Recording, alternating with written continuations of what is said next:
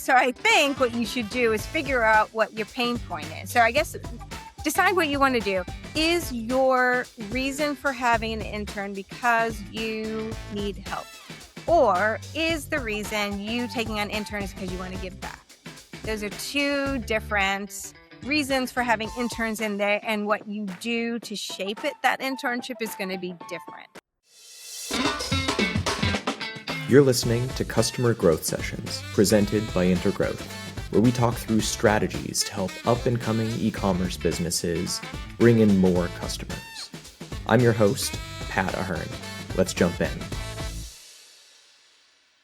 All right, listeners, welcome back to the latest episode of Customer Growth Sessions. Today, I'm thrilled to have on Annamarie von Firley, the founder and CEO over at Adventuretown Toy Emporium. Annamarie, welcome to the show. I'm excited to be here. Thanks for having me. I'm so excited to have you on. We planned this conversation a while ago, and I give you so much credit. You were completely flexible when I had to reschedule a couple weeks back, but excited to jump in on this one. Yay! Well, perfect. Let's start out. Tell us about Adventuretown. What is it? How did you get started? So I have a degree in wooden toy design and construction, and I have a second degree in furniture design. And then I accidentally became a fashion designer for 20 years. And then I decided I want to go back to my first love, which was toys and play. And I founded Adventuretown Toy Emporium in 2016 with a successful Indiegogo campaign. So Adventuretown cultivates children's curiosity by learning through play with hands-on activities that are sourced from 38 different countries. So we select them for their educational value, their uniqueness, and their innovation.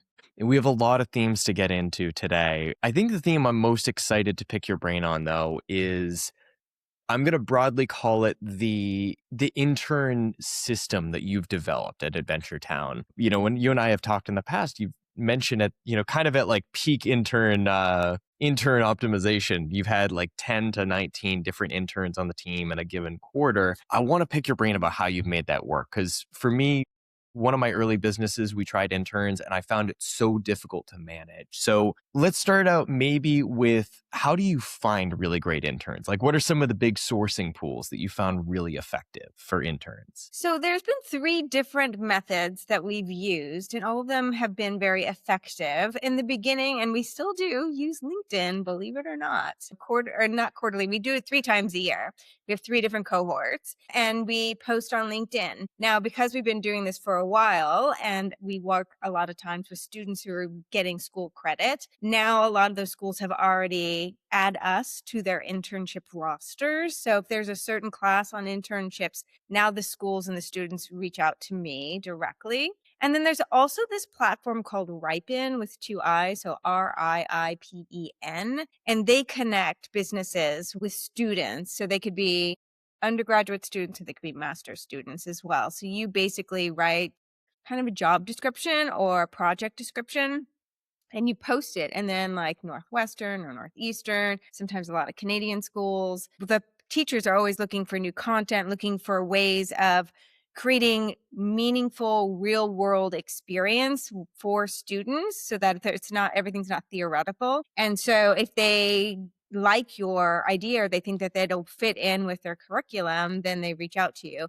In one mad fall semester, I worked with 10 colleges all at the same time. So I had over 100 interns, which is crazy. I mean, I didn't have to meet with them as regularly as I met with my own, because I had my own cohort as well. And those are way more hands-on. But when you're working with universities, sometimes you meet with them through Ripen. Sometimes you meet with them a couple times through the semester. Sometimes it's an intro and then a presentation. So some are more hands-on than others, but mine are very hands-on. Yeah. And I didn't start with 20. I started with like 2. Then I worked my way up to 18. Like, yeah. Oh man, 100 interns. I think my head would explode. That's incredible. And it was during like Q4, which is my busiest time. So literally I was like leaving a pop-up event and like having to listen to presentations because there was no like switching them because it was their class time. And I was like driving like, that was great. Oh, man. Well, I want to dive a little deeper on the school credit side of things because I've spoken to a lot of businesses that have taken that approach of finding interns through a university. The students are able to get some form of credit for that. From a business perspective, what's the admin requirements to set up that relationship, let's say, with the university where a student can come on as an intern and they can get college credit? It depends on the college. So some of them don't vet you at all or maybe if they do recon, they do it on their own end. And some of them you have to fill out an application. And sometimes they want prove that you've got workman's comp. Sometimes they want you to have general liability insurance. All of my internships are remote. I figured out how to do that during COVID. That was one of the benefits, is learning how to do all the roles remotely. So they don't necessarily have to come on site, but if they are coming on site, you will have to have add them to workman's comp and liability insurance. You have to do a COI for them as well.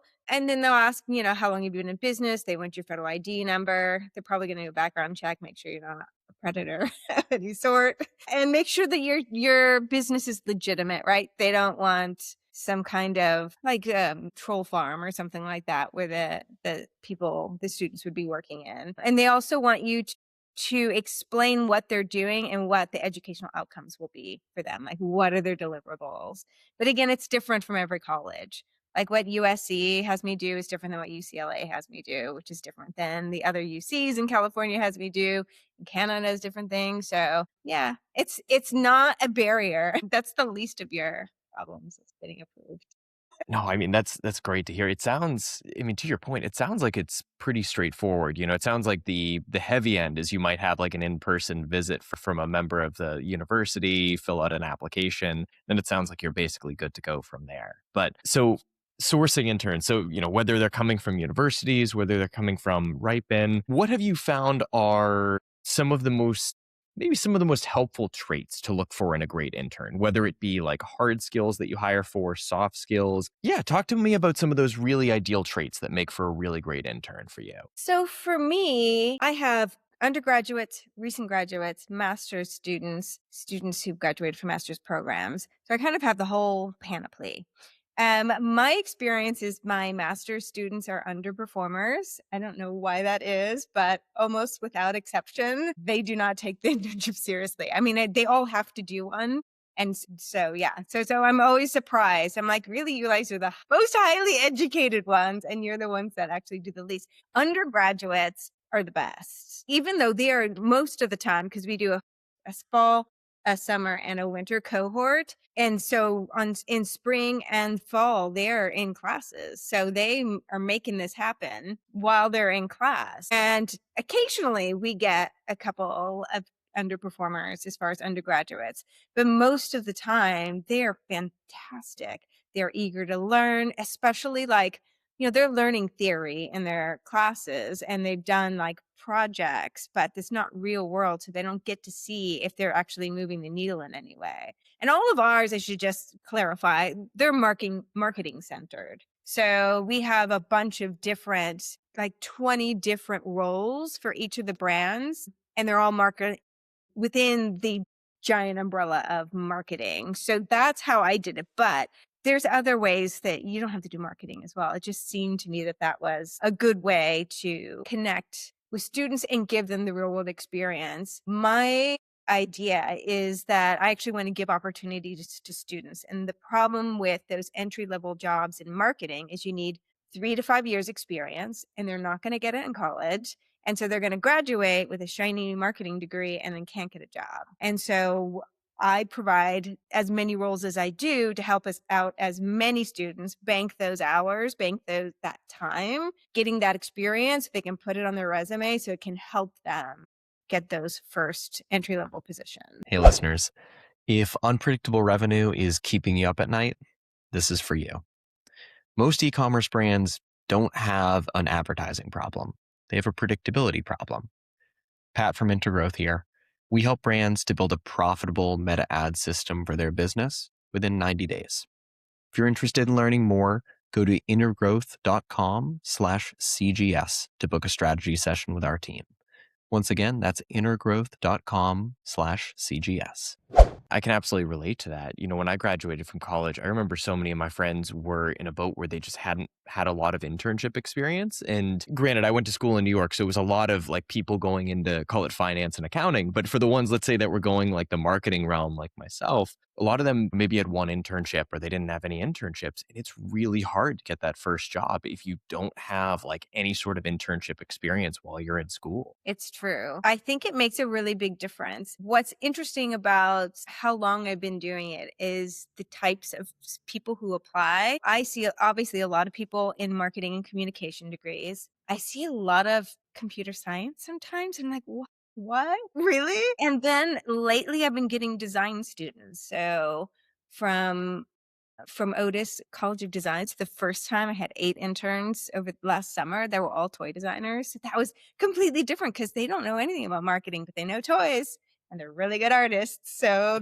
that was really interesting to work with them as opposed to the marketing people who they're deep into this is how you do all these steps in order to build visibility and to get engagement and whatnot. And the toy students have none of that. So that was fascinating as well. Wow. So we spoke about undergrads being typically like the top performers that you'll bring onto the team as interns. I'm curious if there are, let's say there are 5 marketing intern applications that you receive. Are there, 1 to 2 go-to questions that you'll ask those, let's say 5 applicants that you find are really effective to helping you decide, which 1 or 2 makes the most sense to hire? Hey listeners, Pat from Intergrowth here. Field of Dreams was an exceptional movie, but man, did those guys get it wrong. If you build it, they will not come. We've been helping e-commerce brands since 2016 to acquire new customers more profitably. So after that website that you built goes live and when no one's coming in the door, we help you to get to the next stage. Interested in learning a little more? Go to intergrowth.com/CGS to schedule a complimentary consultation call with me and get to learn all about how we help businesses to level up. Once again, that's intergrowth.com/CGS. I kind of do it opposite because pretty much I'll interview anybody and I let them sort of sort themselves. So the first thing I do is let them know that because I do so many interns, I take on so many people that they're unpaid. And so the first sorting is self-sorting, where it's like, this is unpaid. You want to proceed. And then that'll filter out a certain number. And then the next filtering is if they respond to my messages, because sometimes they say, yes, I'm interested. And then you suggest a meeting date and then they never respond again. So that's the next filter. And then the next filter is do they show up to the meeting? Because that happens too. So in a way, I can start off with over 100 applicants. I can weed out about 2/3 of them by whether or not they're interested. And then the ones who are actually responsive. And that's actually a great way of weeding out because you don't want to end up bringing somebody on and then not have them show up. So if they already can't show up to a meeting or an interview, then that's a red flag, right? Because they're already not taking it seriously. If they get to the meeting, they've actually responded and come to the meeting, then the next thing is really they are internships or a choose your own adventure the way I create them. So the students get to pick their roles of available roles. They get to choose their start date, their end date, and the number of hours. We do have minimums, so 10-hour minimum a week and minimum of 3 months in the internship, but some have done 6, 9 months and 1 year long. Sometimes they go for 3 months, switch to a different role for 3 months, and then switch to another one. I've had interns that have come back every year for 4 years, like a perennial plans in the same roles. I've had people who've come back 2 years later. I've had people who've been undergrads and came back as master's students. I've had the whole panoply. It's nice to see the people that come back regularly because it's an affirmation that they're getting something meaningful out of it and that they enjoy the experience. So I believe I can work with anyone. So in the interview, I discuss with them what it looks like, what their goals are, try to help them shape it so that they're going to get what they want out of it. Because some students want to bank hours developing a skill they already have. So I want more experience doing social marketing or social media marketing, content creation. So they'll focus on that. Sometimes they're like, I want to learn affiliate marketing because I've never done that before and I want to add that to my CV. So it depends on what their goals are, right? And then we shape it around it. And then the next sort of filter is like, okay, you have a couple days to get back to me whether or not you're interested. I usually, unless it's gone terrible, I offer everybody a place because I want to be inclusive. Then if some people like I collect their start date, their ideal start date, end date, number of hours. So I have that for the contract. And then I give them a couple days to think about it. And then some people never respond. So it's really self-filtering. So for me, in the beginning, I did do what you were saying, which is look at their resume, see what kind of experience they have, like check their background, and did all of that. And then I would choose 5 people and then two. I don't have two in the end. And so instead of spending all that time doing all of this filtering and only to discover that a majority of them didn't even follow through and wasting my time, then I sort of do it so that everybody has the opportunity. And all you have to do is sort of like reach for the brass ring and then you get it. Not to cast shade on any of my interns that I give them roles to everybody. They're there because they're motivated, right? And they're there because they want to build a skill set. So they have this intrinsic motivation. So already that's a good thing, right? And then in addition to, they don't have experience. They're students. For the most part, they don't have experience. So I'm not going to be looking for experience in marketing because if they had that, they wouldn't need the internship with me. I love that. I love that. And to your point, so again, it's been years since I've hired interns. And when I did, it was for like a really early stage business that had no business having interns. We didn't have, at that time, we didn't have enough projects in the door to keeping ourselves, like the founders of the company, busy. But I've thought about it for Intergrowth a lot since then. So it's on my mind. But my assumption was you would need to go so much more thorough in terms of the vetting. It's so cool to hear that, as you said, you'll start out maybe with 100 interns. You'll send them kind of like that initial discussion point, 2/3 self-select out and say, hey, I'm not interested. By the end of the process, maybe you have 5, 10 people out of that 100 who applied. And those 5, 10 people have really shown like, hey, we're pretty serious about this. Like, give us a chance. We want to make this happen. Yeah, it's true. It's true. And I like I said, with very few exceptions, they all pan out great. I mean, they're all talented. And the thing is that your superstar students are not coming to me. Right? They're going to be with some bigger company because they got the connections. And I'm here to help all the other people who don't have the amazing connections or have family connections or are the top of their class or whatever. They all deserve to have an opportunity. I mean, they paid the bazillion dollars for the degrees. I want to give them an opportunity to be able to utilize those skills and be able to get into those entry level positions. Absolutely.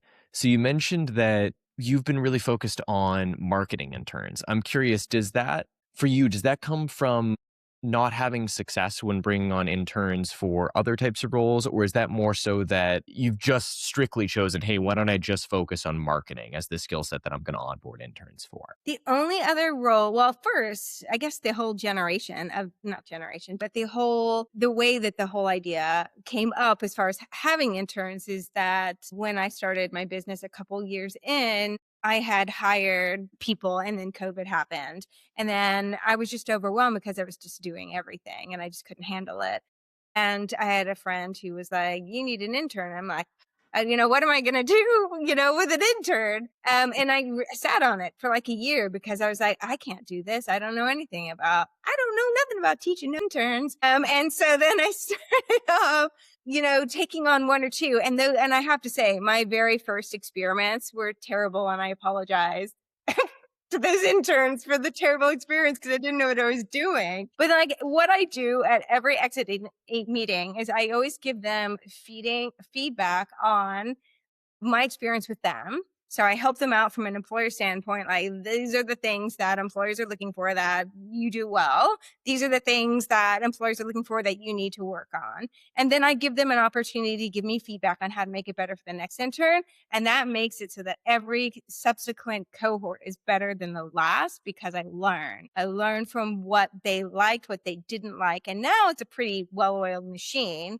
with the way that we function. And I get very little feedback from them. And so when I don't get feedback, then I ask them questions like, do you think we should have a group meeting? Do you think that, a contact list should be submitted so that everybody knows each other from each cohort? And other things that I do to help them is I actually, at the end of every cohort, I've created a LinkedIn group that's just from interns, Adventuretown interns and Fledgling Flight interns, and put them in there. And so when they have their exit interview, I introduce them to the group and then I network them based on their university, based on their field of study, based on somebody who had the role before. And then that's their ecosystem to network, to start those beginning networks, as well as to become a mentor for the next person, right? So that they can reach out to the person who's finished their master's program. Like, I want to go into master's. How did you apply? Like, what are some hot tips? Like, or, I see that you work for this company. I want to work for that company. Do they have any open roles? And so this would be a way for them to network as well. And I definitely did not have that in my first probably 10 cohorts. I didn't do that, but this because of these conversations in the end, see what's worked, what doesn't work, and then being able to shape it and learn and constantly develop and become like a great, healthy ecosystem. I love that. And I I didn't love answer that. your question. Oh my gosh, I got completely. So your question was, No, you gave a way better answer though. That was awesome. so marketing was the one that I thought I could teach. But the only other role that I've had that isn't marketing was I had a whole bunch of computer engineers, like computer science kids. And I don't know nothing about computer science. And I really don't think I'm going to learn at the way that's going to be sufficient. So like I was completely out of my depth. They're writing code I don't understand. I don't know if it's not working, like why it's not working. Like I can't help them. They're looking for like back code in our app. And I'm like, I don't even know where that's stored. And so like, just like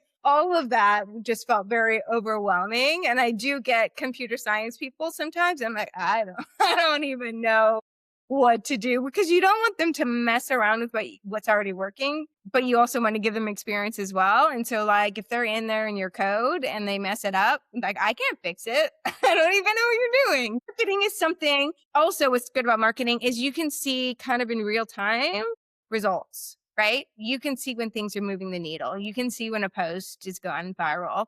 You can see when you're growing your audience. You can see in Google Analytics whether or not you're getting more visitors to your site. You can see how many people are opening your emails and what the click rate through. So they will get results before they're even done. And whereas in other fields, they're going to leave and not have any KPIs because no one's going to know if anything they did worked. Love that. So I'm curious in terms of, I'm going to broadly call it like the delegation and management of marketing interns.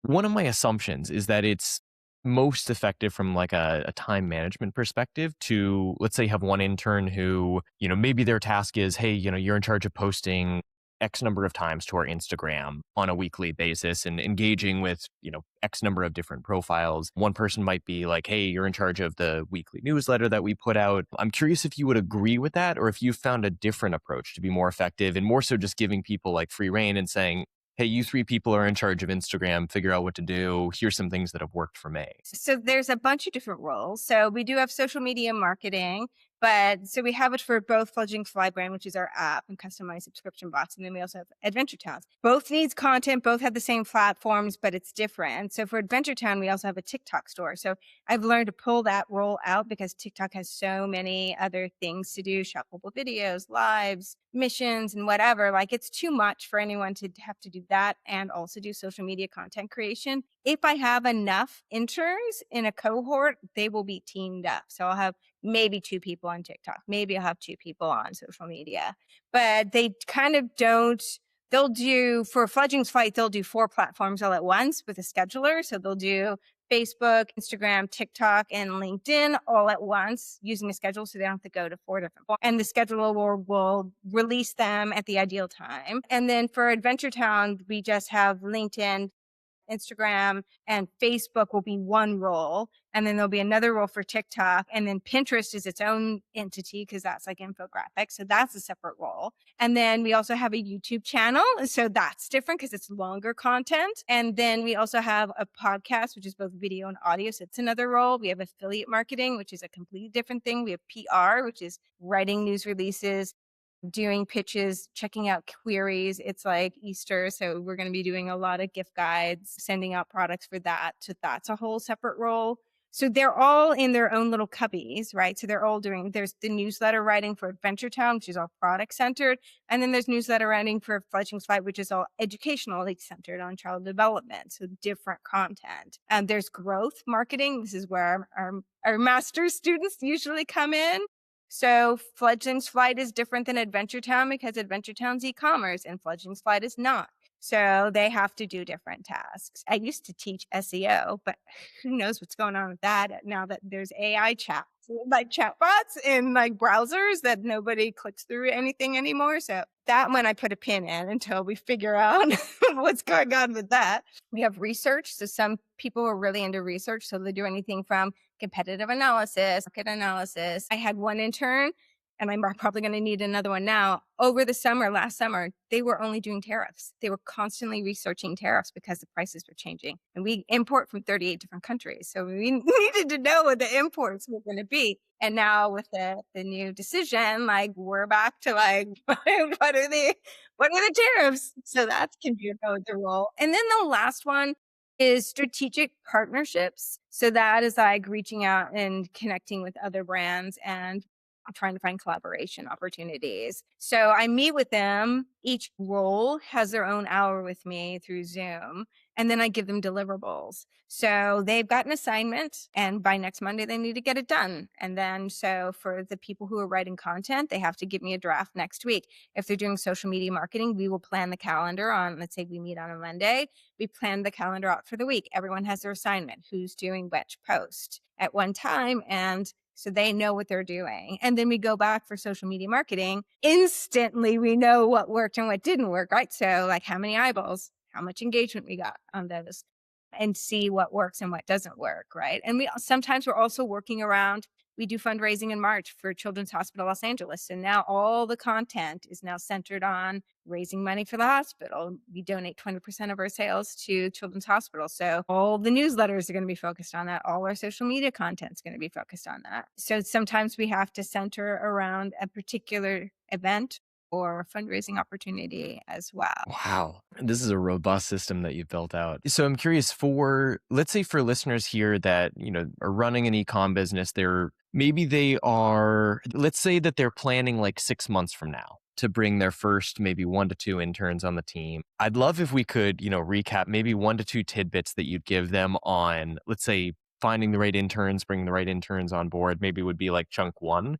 And then chunk 2 is maybe things that they can do right from the start to, let's say, avoid some of the painful learning lessons that you've had to learn the hard way about managing intern relationships. Yeah. So having a structure and not making up as you go along is really important, which is what I did in the beginning and just failed miserably because I had such a hard time keeping things meaningful for them and really sort of relied on them to like, tell me what you need. So I think what you should do is figure out what your pain point is. So I guess decide what you want to do. Is your reason for having an intern because you need help?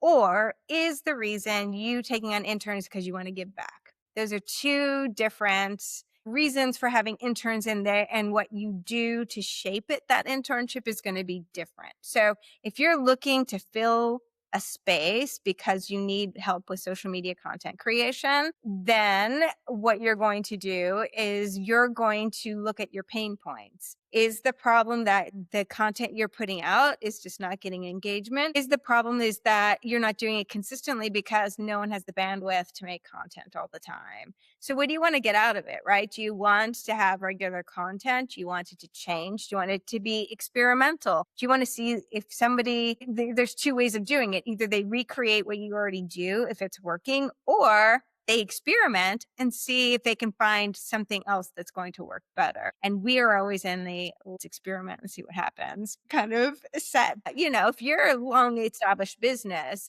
and your content is a certain way, then basically it's cookie cutter for the intern. So it's less meaningful for them because they don't have any creativity.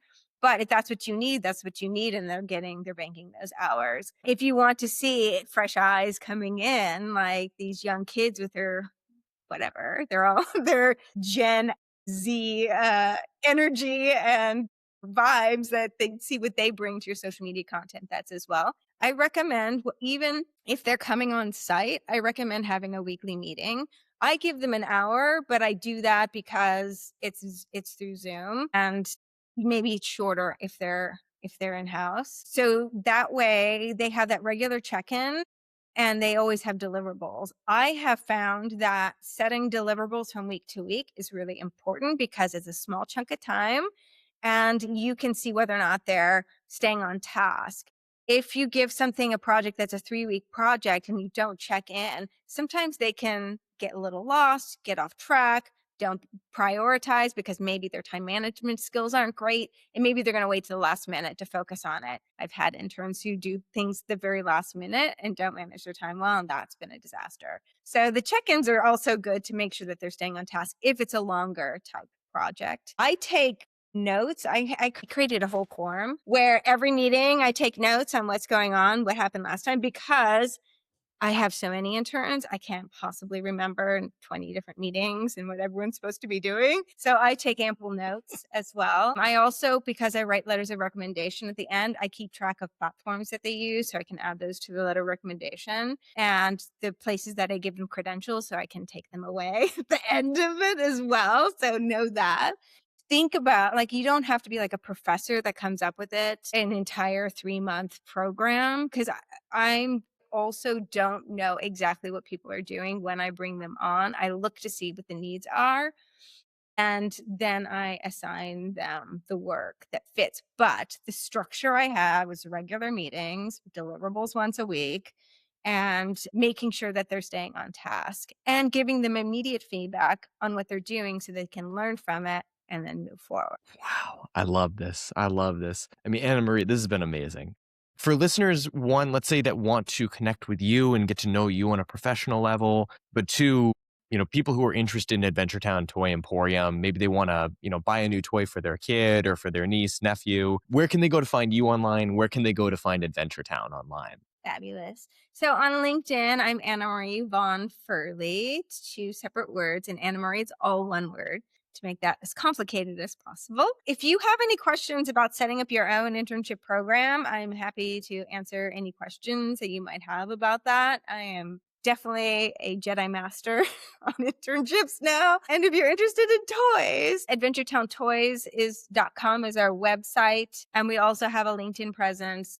And we're on all the socials. On Facebook, it's Adventuretown Toy Emporium. On every other platform, it's Adventuretown Toys. And I hope to hear from some of you. I love it. Once again, listeners, this is Annamarie von Firley, the CEO and founder over at Adventuretown Toy Emporium. Annamarie, thank you for coming on today.